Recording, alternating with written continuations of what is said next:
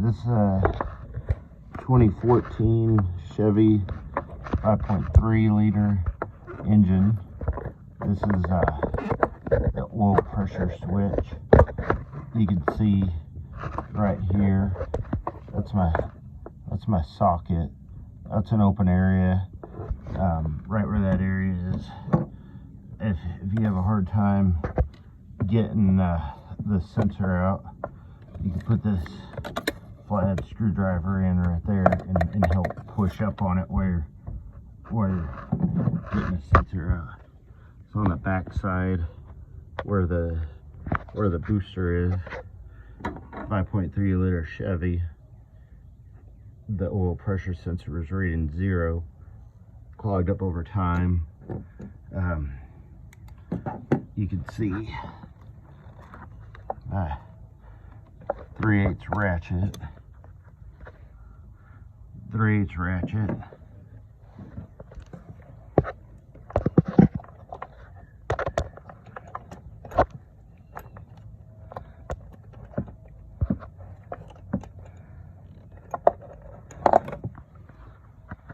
This like a 4 or 5 inch 3/8. Let me see what it says. Of course, doesn't say what it is. Extension. This one has the beveled edge, so it makes it easier to wiggle it in there to where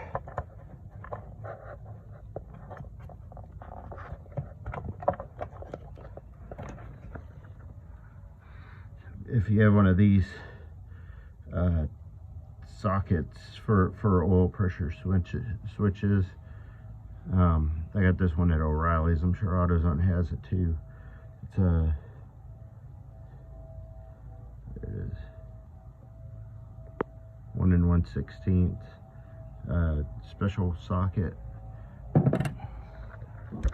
And one last thing, I don't know if you can see, there's a connector.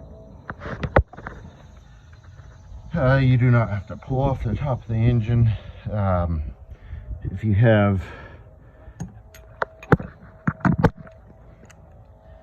this, get the oil pressure sensor out. It's a pain in the ass once you get the connector off. It comes out very easily. It's not torqued in there too hard.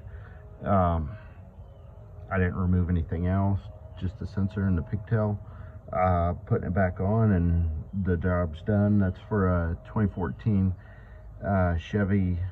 This is a Suburban, but it's the same for Silverados, anything 5.3 liter oil pressure sending unit right in the back. Or not sending unit, oil pressure sensor. The auto one.